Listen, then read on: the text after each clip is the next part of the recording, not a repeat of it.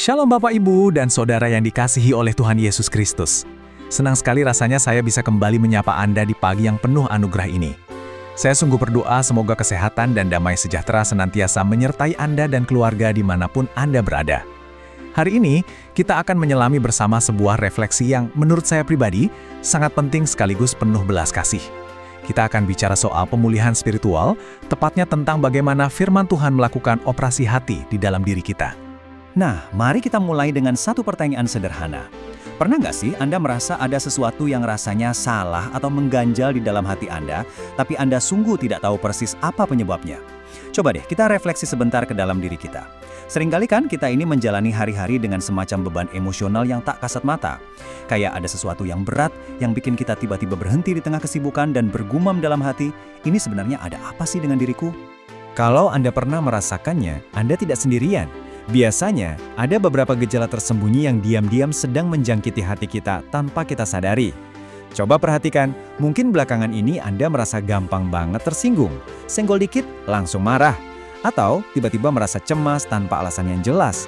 Bahkan bisa jadi Anda merasa hampa, padahal kalau dilihat-lihat, hidup Anda baik-baik saja, karir lancar, keluarga sehat. Emosi-emosi negatif yang sulit dijelaskan ini nyata, saudara, dan jujur saja, sangat mengganggu keseharian kita. Saya sangat mengerti betapa melelahkannya harus bergumul dengan perasaan-perasaan ini sendirian. Tapi tahu nggak, akar masalahnya itu seringkali ada di sini. Kita ini sebagai manusia seringkali luar biasa hebat, bahkan bisa dibilang sudah level ahli kalau urusannya menilai orang lain. Wah, kita bisa melihat kesalahan dan kelemahan orang di sekitar kita dengan sangat tajam. Tapi sebaliknya, giliran tiba waktunya untuk menilai diri kita sendiri, kita seringkali benar-benar buta terhadap kondisi hati kita yang sebenarnya. Ibarat sedang menyetir, kita ini punya blind spot atau titik buta yang sangat besar saat harus mendiagnosis kondisi spiritual kita sendiri. Karena adanya titik buta itulah, kita akhirnya menyadari satu hal yang mutlak krusial. Kita butuh alat bantu. Kita butuh sesuatu yang sanggup melihat dan menembus ke bagian paling dalam dari batin kita. Sesuatu yang jauh melampaui apa yang sekadar bisa dilihat oleh mata manusia dan melampaui apa yang bisa dicerna oleh logika kita yang terbatas. Singkatnya, kita butuh sebuah alat diagnostik ilahi. Dan syukurlah, firman Tuhan sendiri sudah memberikan jawabannya bagi kita. Mari kita perhatikan baik-baik sebuah ayat yang luar biasa kuat dari Ibrani pasal 4 ayat 12. Demikian bunyinya, sebab firman Allah hidup dan kuat, dan lebih tajam daripada pedang bermata dua manapun. Ia menusuk amat dalam sampai memisahkan jiwa dan roh, sendi-sendi dan sumsum. Ia sanggup membedakan pertimbangan dan pikiran hati kita. Saudara, ayat ini bukan sekedar puitis ya, melainkan sebuah otoritas mutlak yang membedah langsung ke dalam relung hati kita yang paling gelap. Penulis kitab Ibrani ini mau menegaskan sebuah poin penting. Firman Allah atau Alkitab yang kita baca, itu bukanlah teks mati atau sekedar buku kuno berdebu yang ceritanya sudah ketinggalan zaman. Sama sekali bukan. Firman itu adalah sebuah realitas yang hidup dan sangat tajam. Ia adalah kekuatan yang sangat dinamis, yang secara aktif sedang bekerja di dalam kehidupan Anda dan saya, detik ini juga.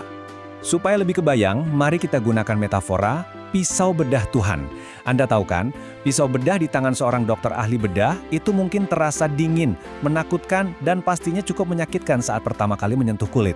Tapi coba ingat lagi, apa tujuannya? Tujuannya cuma satu, untuk membuang sel kanker atau infeksi yang mematikan, supaya si pasien bisa benar-benar sembuh. Rasa sakit di awal itu sifatnya sementara, demi membawa keselamatan dan kehidupan yang panjang. Nah, praktik operasi ini di keseharian kita tuh persis seperti itu. Misalnya gini, saat kita mulai terjangkit penyakit kesombongan atau merasa paling benar sendiri, tiba-tiba saat kita baca Alkitab ada ayat yang seolah-olah langsung menampar dan menegur kita. Itulah pisau bedah Tuhan yang sedang mengiris keegoisan kita. Atau saat kita sadar kita mulai menyimpan kepahitan dan dendam terhadap seseorang, firman-Nya malah mengingatkan kita soal pengampunan. Sakit memang harus mengampuni. Tapi itu adalah tindakan medis ilahi yang sedang membersihkan racun dari dalam batin kita. Disinilah letak kehebatan dan presisi luar biasa dari firman Tuhan. Ia sanggup membedakan dengan sangat sempurna mana yang sebenarnya murni cuma keinginan dan gengsi ego kita sendiri, dan mana yang sungguh-sungguh merupakan kehendak Tuhan yang sejati. Firman itu mengurai niat-niat terdalam kita yang seringkali campur aduk, dan berani membongkar kepalsuan yang mati-matian kita sembunyikan selama ini.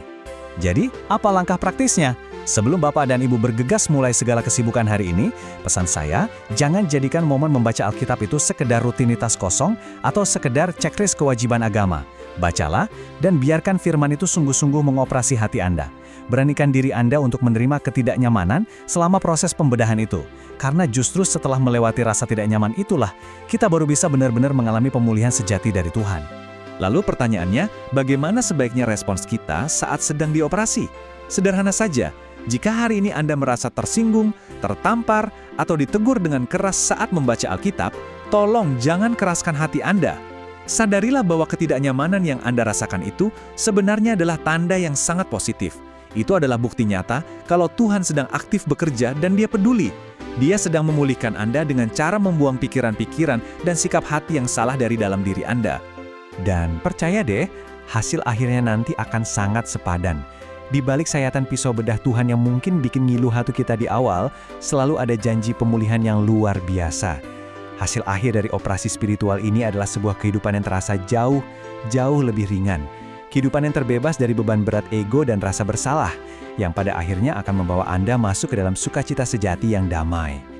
Sebagai penutup, saya mau mengajak Anda merenungkan satu pertanyaan penting ini. Apakah Anda bersedia untuk menanggung sedikit ketidaknyamanan dari pisau bedah Tuhan hari ini, supaya Anda bisa merasakan kebebasan dan sukacita yang sejati esok hari?